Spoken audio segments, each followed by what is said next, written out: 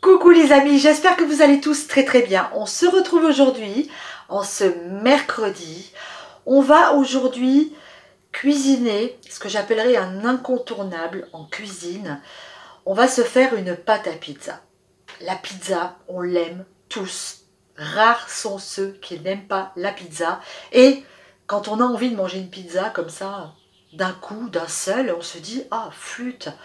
Il n'y a pas de camion de pizza à côté de la maison, je ne vais pas aller acheter une pizza industrielle. Alors, quand on sait faire sa propre pâte, on a toujours dans le frigidaire quelques ingrédients qui nous permettront de la garnir et de se régaler. Qu'on la fasse avec une sauce blanche, une sauce tomate, qu'on y mette des champignons, du jambon, tout ce qu'on veut. La pizza, c'est absolument génial pour vider le frigo.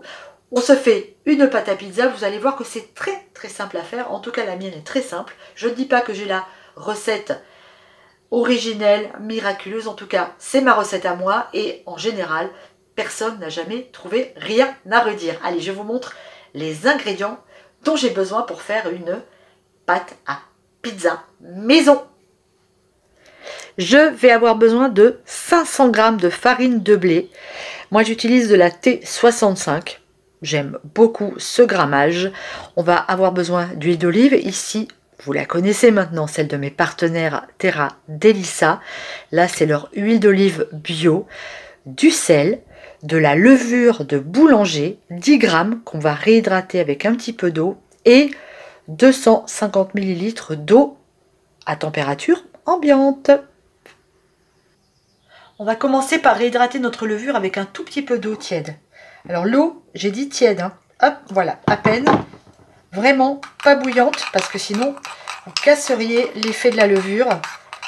Juste un peu d'eau tiède. On mélange. Je vais en rajouter un tout petit peu. Voilà. C'est fait, on va laisser ça reposer 10 minutes. Pendant ce temps-là, on va mettre le sel dans la farine. Alors le sel, c'est au pif. On va mettre l'équivalent. Oh, j'en ai presque plus de sel là-dedans. Voilà, quand il n'y en a plus, il y en a encore. On va mettre l'équivalent d'une belle cuillère à soupe de sel. Parfait. Allez, très bien. Ensuite, on va mettre notre huile d'olive.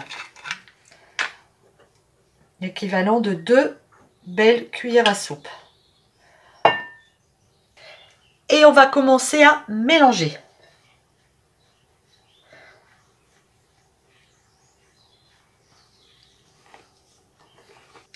Une fois que c'est fait, je forme un puits et j'ajoute ma levure. Allez, on met tout. Et on va remélanger.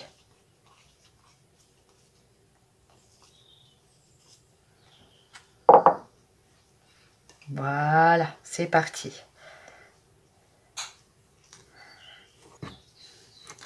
On reforme notre puits.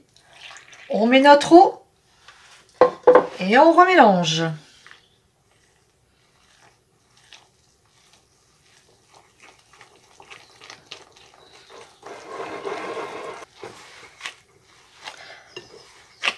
Allez, on pétrit jusqu'à ce qu'on amalgame toute la farine avec l'eau et qu'on obtienne une jolie boule.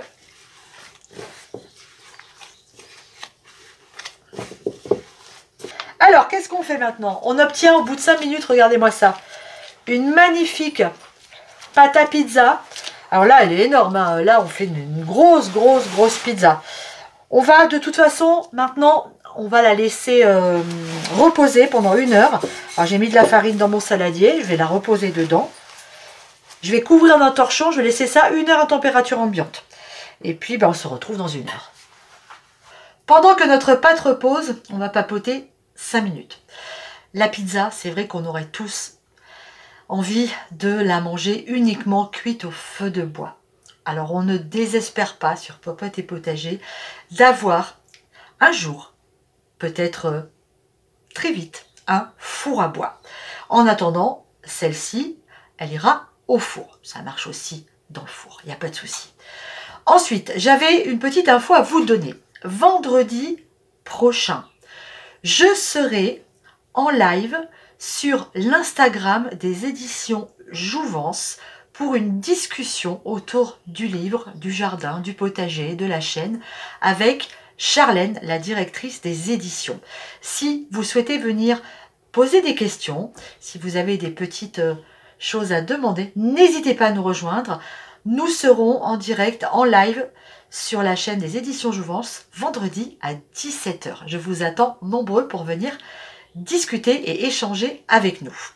Ensuite, avez-vous remarqué que les nouveaux tabliers Popote et Potager sont arrivés? Je l'ai sur moi. Alors, c'est une édition limitée. Il y en a très peu. On les a fait en vue de la future fête des mères. Si vous avez un petit cadeau à faire à votre maman ou à votre grand-maman ou à votre soeur ou à votre tante, comme vous voulez, les tabliers sont disponibles. Il suffit de m'envoyer un mail. Vous l'avez sous la vidéo, mon mail, et je vous expliquerai comment faire pour pouvoir en acquérir un. Voilà, je crois que je vous ai tout dit et je crois que ma pâte est prête et reposée. On va pouvoir s'en occuper à nouveau. Ça y est, notre pâte a levé. Elle est magnifique. Maintenant, qu'est-ce qu'on va faire? Alors, c'est très simple. On va d'abord, avec notre poing, faire l'opération qu'on appelle le dégazage. On va enlever tout l'air, comme ça, qu'il y a dans la pâte. Parfait. Elle est nickel. On va la reprendre et on va reformer une boule. Je vais essayer de ne pas prendre toute la farine qu'il y avait au fond. Voilà, on va reformer une boule de pâte, tout simplement. Une belle boule. Et à partir de là, soit on utilise tout pour faire une pizza géante, parce que là, on a quand même une grosse pizza. Hein. Et je repétris et je reforme une belle boule. Soit on fait 2 pâtons, c'est ce que nous on va faire. On va en utiliser un pour faire une pizza ce soir pour 2 personnes. Et l'autre, vous allez tout simplement le congeler. Ça se congèle très bien. Et vous voyez qu'en quelques minutes, mis à part le temps de reposage, on a réalisé une pâte à pizza pour 2 belles pizzas. Et que ça vaut franchement le coup quand même de le faire soi-même. Et voilà, elle est magnifique. Hein. Allez, je vais la diviser en 2 et je vais faire 2 pâtons. Regardez-moi ça. Magnifique.